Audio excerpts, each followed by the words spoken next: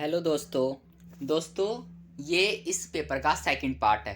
इससे पहले first part हमने कर लिया था। फर्स्ट पार्ट में ये सारे क्वेश्चन मैंने करवा दिए थे। अगर आपने फर्स्ट पार्ट नहीं देखा है तो जाइए पहले वो देख लीजिए, डिस्क्रिप्शन में उसकी लिंक है। और आपने फर्स्ट पार्ट देख लिया तो आज हम सेकंड पार्ट करते हैं। सेकंड पार्ट में हम जो हमारा खंड ब है वर्णात्मक प्रश्न 7 से लेकर 14 तक जो हमारे क्वेश्चन बच गए हैं उनको हम करने वाले हैं।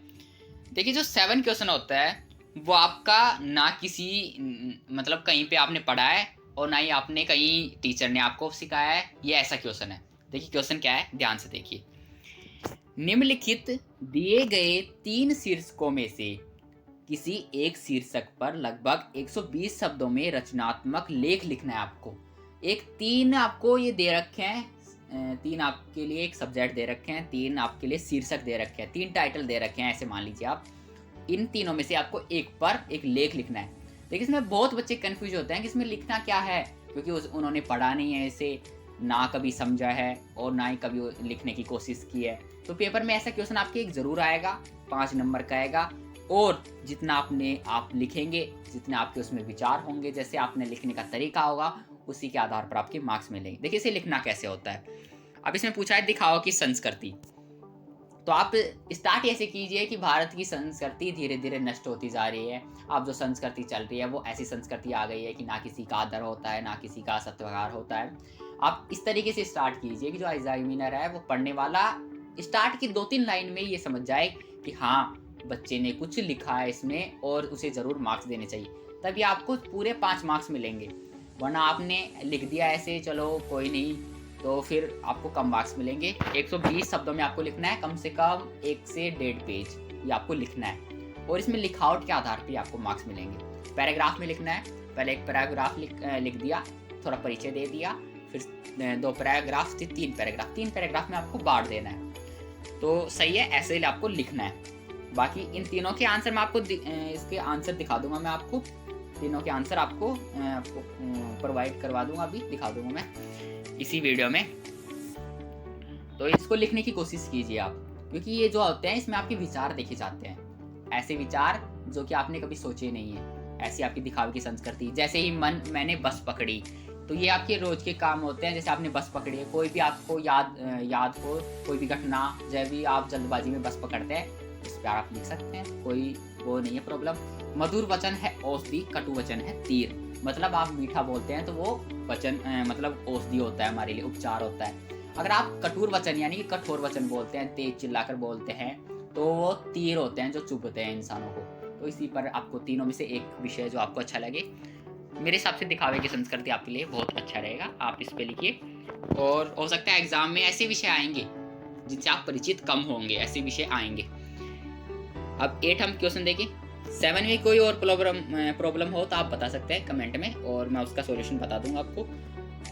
प्रश्न 8 हम देखें तो प्रश्न 8 में किन्हीं 2 प्रश्नों के उत्तर आपको लगभग 60 शब्दों में देने हैं। ये आपके अभिव्यक्ति और माध्यम से हैं, केवल 2 करने हैं इसमें 3 में से। संवाद नाटक के प्राण होते हैं, सिद्ध कीजिए। देखिए जो हम नाटक करते हैं, आप किसी भी धारावाहिक नाटक देखते हैं आप टीवी पर, आपने बालवीर देखा, तारक मेहता का उल्टा चश्मा देखा, जितने भी अशोक भारती देखा आपने, धर्मवीर चक्र, कोई सा भी आपने नाटक देखा है, अंधायुग देखा है, तुगलक देखा है, जितने भी नाटक है, जितने भी आपने नाटक देखा है, उसमें संवाद एक अहम भूमिका निभाता है। संवाद का मतलब होता है 2 लोगों की बातचीत। तो ये तो एक अहम भूमिका निभाते हैं। आप इस पर लिख सकते हैं, सिद्ध कीजिए। आपको सिद्ध करना है। देखिए सिद्ध कीजिए इसका मतलब ये होता है कि आपको साबित करना है कि कैसे। तो ये आप कर लेंगे, ज़्यादा मुश्किल है नहीं इसमें। देखिए किसी भी क्वेश्चन को छोड़िए मत, चाहे आपको कम आ रहा हो, लेकिन आप उसे करिए, उससे संबंधित लिखिए। देखिए अभिव्यक्ति और माध्यम में जो क्वेश्चन पूछे जा रहे हैं वो आप उससे परिचित होते हैं। जैसे आप नाटक के बारे में पूछा जा रहा है, कहानी के बारे में पूछा जा रहा है, तो इन चीज़ों से आप परिचित हैं। अब सेकंड क्वेश्चन देखिए कि कहानी साहित्य की एक विधा, ऐसी विधा है जो अपने ही सीमित क्षेत्र में पूर्ण स्वतंत्र एवं प्रभावशाली है। इस कथन के आलोक में कहानी की विशेषताओं को स्पष्ट कीजिए। देखिए जो कहानी होती है वो ऐसे विषय पर स्टार्ट की जाती है जो कि बहुत रोचक होता है, क्योंकि कहानी कहीं से भी शुरू की जा सकती है और कहीं पर भी उसे खत्म किया जा सकता है। बजाय एक सीमा होनी चाहिए कि भाई कहानी हमें कहाँ से स्टार्ट करनी है, कहाँ से खत्म करनी है। तो इसमें ये बताना है कि एक साहित्य की विधा होती है। हाँ, कहानी साहित्य की तरह ही उसे लिखा जाता है, कहानी बताई भी जाती है और लिखी भी जाती है। तो इसी की में आप बता सकते हैं। थर्ड हम क्वेश्चन देखिए, कविता हमें जीने की कला सिखाती है, स्पष्ट कीजिए। हाँ, जो लोग कविता लिखते हैं और कविता सुनाते हैं, उनमें एक अलग ही कला होती है। उनमें एक बोलने की अलग कला होती है, एक जीवन जीने का अलग तरीका होता है उनके अंदर एक अलग भाव होते हैं, अलग विचार होते हैं। तो ये चीज़ें आपको लिखनी है आंसर में भी। बाकी आंसर मैं आपको दिखाऊंगा, उसमें आप पढ़ लेना, एक बार आपके समझ में आ जाएगा। क्वेश्चन 9 में निम्नलिखित प्रश्नों के उत्तर लगभग 60 शब्दों में देने हैं। जो आपके ये थे, ये भी 60 शब्दों में थे, ये भी 60 शब्दों में है। तो इसमें आपको दोनों ही करने हैं। बीट रिपोर्टिंग और विशेषीकृत रिपोर्टिंग में क्या अंतर है? देखिए, जो बीट रिपोर्टिंग का अर्थ है कि किसी एक विशेष क्षेत्र पर आपको कार्य सौंपना। मान लीजिए कि आप विज्ञान में पारंगत है, तो एक विज्ञान विषय पर आपको लेख लिखने को दे दिया जाएगा कि भाई विज्ञान पर लिखिए। मान लीजिए किसी वायरस पर आपको लिखना है, तो वो विज्ञान पे हो जाएगा। आपको खेल पर लिखना है, तो आप खेल की आपको बीट दी जाएगी। जैसे अलग अलग विषय पर अलग अलग कार्य सौंपे जाते हैं, तो वो बीट होती है। अब विशेषीकृत रिपोर्टिंग में हमें किसी विशेष विषय पर लिखना होता है और उस विशेष विषय के बारे में हमें सोचना भी पड़ता है। तो इन दोनों के बारे में आपको अंतर बताना है। इसका आंसर मैं आपको दिखा दूंगा। फीचर लेखन की आवश्यकता क्यों होती है? तो देखिए, फीचर लेखन की जो आवश्यकता होती है वो तथ्यों को स्पष्ट करने के लिए होती है। जो भी व्यक्ति फीचर लिखता है वो ये सोचकर लिखता है कि इससे व्यक्ति का मनोरंजन भी होगा और साथ ही साथ उसे ज्ञान भी मिलेगा। तो इसमें आप चीज़ लिख सकते हैं कि फीचर लेखन से क्या होता है, ऐसे लिख के आप पॉइंट बताइए। ज्ञान मिलेगा और इससे मनोरंजन भी होता है, इससे पढ़ने की क्षमता बढ़ती है और नए नए विषयों के जानने का मौका मिलता है। तो आप ऐसे पॉइंट बना के लिख सकते हैं। टाइम देखें हम कि निम्नलिखित में से किन्हीं दो प्रश्नों के उत्तर लगभग 40 शब्दों में देना है। यहाँ पर 60 शब्दों की लिमिट थी, यहाँ पे 40 शब्दों की लिमिट है। कार्नेलिया, ये आपकी पुस्तक से है। कार्नेलिया का गीत आपने पढ़ा है, देवसेना का, कार्नेलिया का, दोनों को पढ़ा आपने। कार्नेलिया का गीत कविता में कवि ने भारत भूमि के प्राकृतिक सौंदर्य को किस प्रकार व्यक्त किया? देखिए, बहुत ही मस्त क्वेश्चन है। ऐसा क्वेश्चन आएगा आपके एग्जाम में आ सकता है, जिसमें आपके भारत के बारे में बताया जा रहा है, भारत की भूमि के बारे में आपको बता रहा है जा रहा है। तो इसमें आप प्राकृतिक सौंदर्य के बारे में आपको वर्णन करता है कि भारत अनजान लोगों को भी यहाँ पर सहारा देता है। भारत का जो वन वृक्ष है वो बहुत खिले हुए हैं, नदियाँ यहाँ पर बहती है। ये मतलब सारी चीज़ें आप बता सकते हैं, जो भी हमारी प्रकृति में घटित होती है, सारी चीज़ें आप बता सकते हैं। बहुत मनमोहक दृश्य होता है सुबह का यहाँ पर, तो ये सारी चीज़ें आप बता सकते हैं। सेकेंड हम देखिए, विद्यापति के पद सखी अनुकर दुख राहुल रे जग के पतिहाय के द्वारा नायिका का क्या कहना है? तो ये जो लिखी हुई है, जो पद लिखे हुए हैं विद्यापति द्वारा, इसमें कृष्ण और राधिका के प्रेम का वर्णन किया गया है। जब कृष्ण जी चले जाते हैं वहां से गोकुल से, उसके बाद में राधिका की क्या दशा होती है, उसी के बारे में इसमें बताया गया है। राधिका फिर कहती है कि क्यों चले गए तुम, आओ वापस। तो इसी के बारे में बता रखा है। इसमें आप बता सकते हैं कि अपना वो दुख प्रकट कर रही है और कान्हा को बुलाना चाहती है।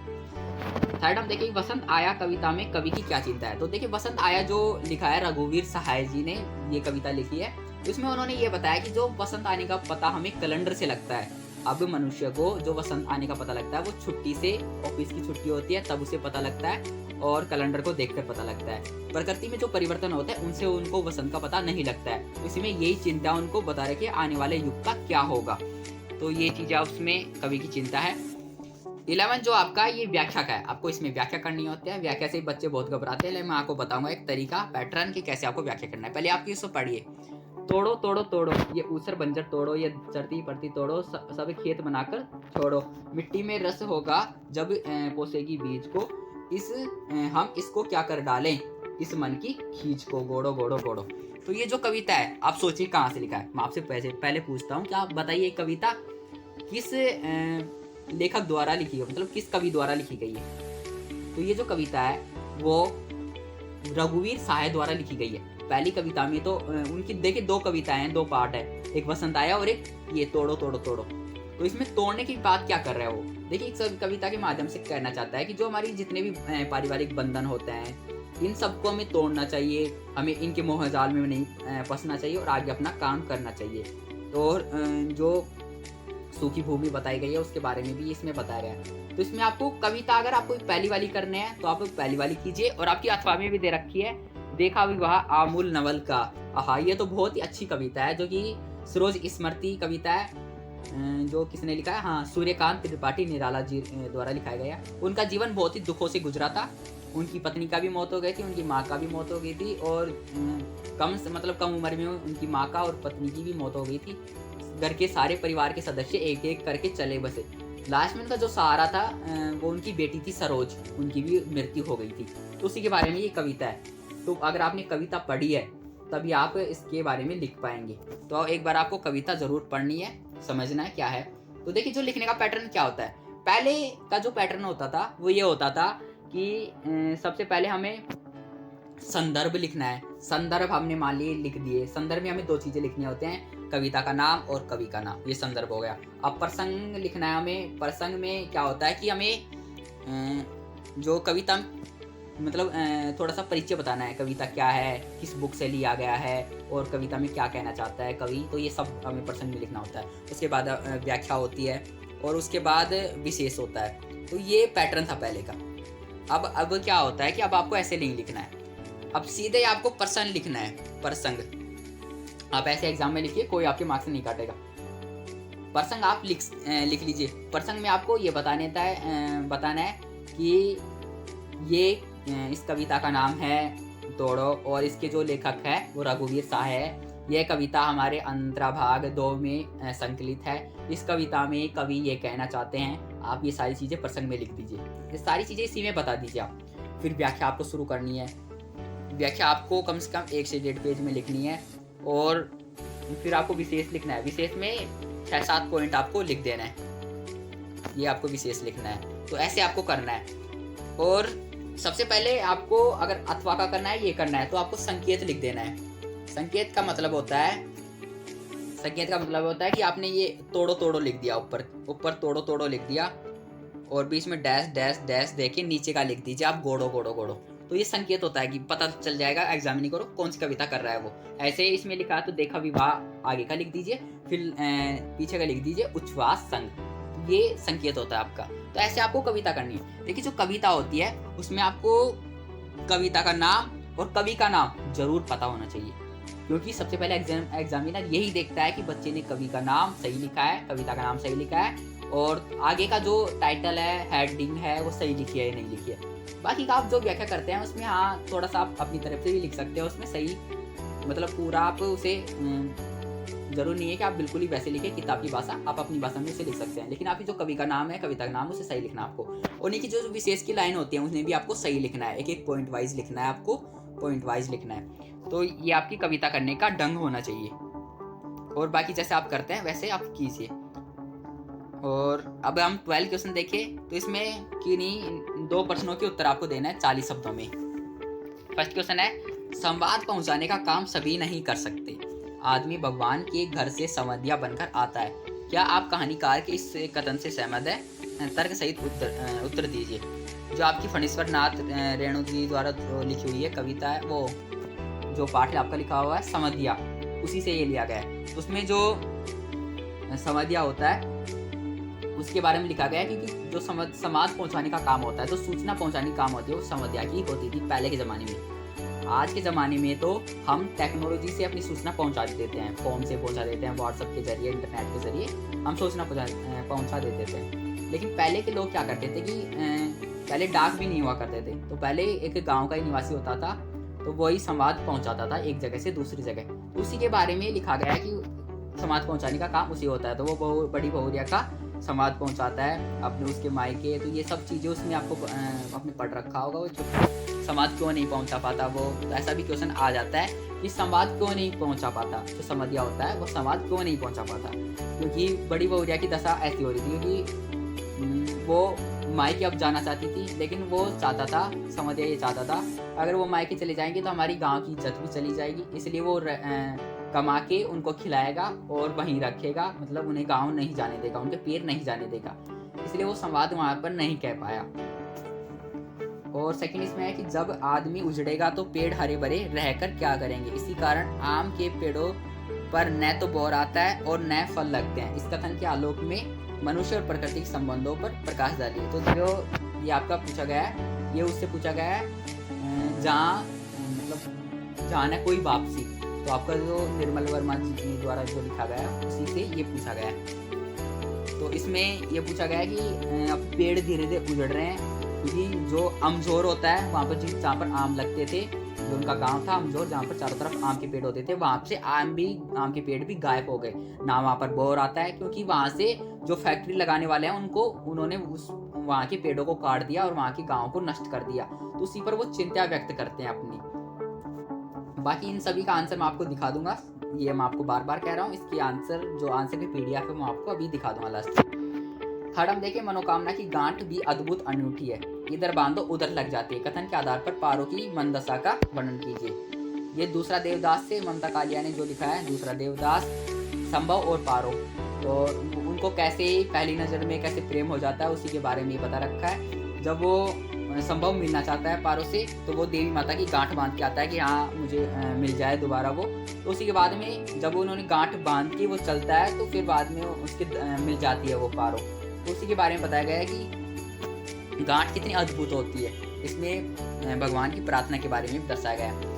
13 हम देखें, निम्नलिखित गद्यांश की सप्रश्न व्याख्या करना है। ये आपको गद्यांश दे रखा है, इसकी आपको व्याख्या करनी है। व्याख्या करने का तरीका वो ये नहीं चाहिए, आपको इसमें लेखक का नाम लिखना है और पाठ का नाम लिखना है, बाकी वही पैटर्न है जैसे आप कविता करते हैं। दो आपके गद्यांश आएंगे, मतलब दो व्याख्या करने के लिए आएंगे आपके 6 नंबर के, 12 नंबर के, तो यही होगा। व्याख्या की कम से कम 1 से 1.5 पेज होने चाहिए, पूरा 1 से 1.5 पेज होना चाहिए आपका, तो तभी आपको 6 मार्क्स पूरे मिलेंगे। 6 मार्क्स ऐसे नहीं मिलते कि आपने आधा पेज कर दिया और आपको 6 मार्क्स मिल जाएंगे, फिर तो आपको 2-2.5 मार्क्स ही मिलेंगे। इसलिए आपको पूरे मार्क्स लेने हैं, तो 6 मार्क्स आप मतलब 1 से 1.5 पेज आपको करना ही पड़ेगा। 14 इसमें क्वेश्चन देखिए कि निम्नलिखित में से किसी एक प्रश्न का उत्तर लगभग 60 शब्दों में देना है, 2 में से 1 करना है। संगीत गंध बच्चे विश्वनाथ के लिए सबसे बड़े सेतु हैं।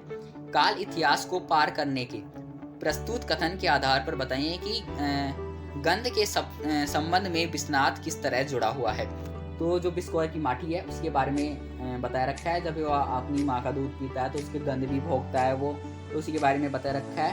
तो बच्चे से माँ के संबंध कैसे होते हैं उसी के आधार पर इसमें आप बता सकते हैं, वो जो आपने पढ़ा है कहानी में। लेकिन आप देखिए, नदी का सदा ही ना रहता, जीवन के स्रोत का सदा जीवित रहता है। इस कथन के से मानव सभ्यता के लिए नदियों के महत्व पर प्रकाश डालिए। तो ये आपका उसी से पूछा गया है, अपना मालवा उजाड़ू खाड़ू सभ्यता से। तो एक क्वेश्चन ऐसा जरूर आएगा जिससे कि जो नदियों का प्रदूषण बढ़ रहा है उसको कम करने की जो उपाय है, ऐसा प्रदूषण आ सकता है ऐसा क्वेश्चन, क्योंकि आपके प्री बोर्ड में भी ऐसा आया था, आपने ध्यान दिया हो तो। नहीं ध्यान दिया तो कोई बात नहीं, आप दे लेंगे। ये हमारे क्वेश्चन सारे खत्म होते हैं। अब इनके मैं जो आंसर है वो आपको एक बार दिखा देता हूँ। ये आपके आंसर है, ये 6 तक मैंने आपको दिखा दिए थे, आपने देख लिए होंगे 6 तक। ये आंसर है 6 तक। अब जो हमने खंड ब स्टार्ट किया था सेकंड पार्ट में, इसके आंसर है ये। इसमें देखिए आपको लिख के नहीं दिखा रखा, क्योंकि ये जो क्वेश्चन होता है ये पूरा का पूरा बच्चों पर डिपेंड होता है। बच्चे जो भी अपने विचार इसमें लिखिए, आपके मार्क्स इसमें वैसे ही मिलेंगे जैसे आपके विचार होते हैं। तो देखिए इसमें 3 पार्टों में बांट दिया, जैसे मैंने 3 पैराग्राफ बताए थे। सबसे पहले आप भूमिका बता दीजिए, फिर विषय वस्तु बता दीजिए और फिर भाषा के बारे में बता दीजिए। तो ये 3 पार्ट में आपको ऐसे लिखना है। इसमें पैटर्न बता रखा है लेकिन आपको आंसर नहीं दे रखा। 8th में आपको आंसर दे रखा है, आप देख लीजिए, इसे पढ़ लीजिए वीडियो को पॉज करके। वरना मैं जहाँ तक कहता हूँ कि आप अपने विचार लिखिए। जितना आंसर अच्छा तभी बनता है जब हम अपनी तरफ से कोई आंसर करते हैं। आप रट के चले जाइए, कुछ भी कर लीजिए, लेकिन वहाँ पर जो क्वेश्चन आएंगे वो ऐसे क्वेश्चन आएंगे जिन पर आपको खुद से करना होगा, जो कि आपको चैप्टर के आधारित पे करना होगा। यानी कि आपने जो चैप्टर पढ़ा है, हिंदी का कोई कविता पढ़ी है, कोई चैप्टर पढ़ा है, उसी के आधार पर आएगा वो। तो आपको अपने विचार लिखने होते हैं, उसमें आपको रटने की जरूरत नहीं है। इन क्वेश्चनों को एक बार बस पढ़ लीजिए इनको। अब 9 का ये आंसर दे रखा है, 9 के भी हैं, कर लीजिए। 10th का भी आपको दे रखा है, ये आपको व्याख्या दे रखी है। तो इसमें व्याख्या में बिल्कुल सीधा सीधा लिख दिया, इसमें प्रसंग हेडिंग नहीं डाल रखी। आपको जो प्रसंग हेडिंग डालनी है उसको ब्लैक पेन से हाईलाइट भी कर दीजिए, ताकि दूर से एग्जामिनर को दिखे हाँ भाई प्रसंग है। व्याख्या को भी ऐसे हेडिंग डाल दीजिए नीचे, और फिर विशेष में भी ऐसे डाल दीजिए, इसलिए अच्छा लगना चाहिए पेपर। फिर ये 11 है, इसमें संदर्भ व्याख्या विशेष आपको दे रखा है। 12 आपको दे रखा है, और जो आपका 13 है ये भी इसमें बता रखा है, संदर्भ व्याख्या विशेष। हाँ, यहाँ पर ये व्याख्या नहीं करवा रखी, ये तो आंसर है उनके। व्याख्या तो ये है, इसमें व्याख्या करके नहीं बता रखी। ये आपको बता रखा है प्रसंग, व्याख्या और विशेष। देखिए यहाँ पर भी प्रसंग है। अब संदर्भ भी आप लिखना चाहें तो संदर्भ भी आप लिख सकते हैं। संदर्भ और प्रसंग ये 2 मार्क्स के हैं, ये तीनों चीज़ें 2-2 मार्क्स के हैं। अगर आप संदर्भ प्रसंग और व्याख्या कर देते हैं तो आपको 4 मार्क्स मिल जाएंगे। अगर आप विशेष भी आप कर देते हैं साथ में तो आपको 6 मार्क्स पूरे मिल जाएंगे। तो ऐसे आपको करना है। ये 12 का आंसर है तीनों के, और ये 13 का है। इसमें जो ये पूछा गया है 12th में, इसमें आपको केवल 2 करने हैं, आप तीनों मत कर दीजिए, आपका ज़्यादा समय लगेगा और आपको मार्क्स भी ज़्यादा फालतू नहीं मिलेंगे इसमें। तो ये ध्यान रखना, क्वेश्चन को ध्यान से पढ़िए। 2 के पूछ रहा है, 3 के पूछ रहा है। तो ये आपका ये 13 हो गया और ये 14 का आंसर हो गया। ये 14 का थोड़ा बड़ा है क्योंकि 3 मार्क्स का ही आपको कम से कम आधा पेज ये आपको करना ही है। तो ये दोनों के आंसर है। तो दोस्तों पूरा आपका पेपर मैंने करा दिया है, और आप कमेंट में बताइए किसका आपका पेपर आगे आपका। हाँ 24 फरवरी को इंग्लिश का है, तो उसका भी मैं कोशिश करूँगा डालने की। और बाकी मिलते हैं नेक्स्ट वीडियो में, तब तक के लिए बाय। और वीडियो को लाइक कर दीजिए, चैनल को सब्सक्राइब नहीं किया तो चैनल को सब्सक्राइब कर दीजिए। जय हिंद, मिलते हैं नेक्स्ट वीडियो में।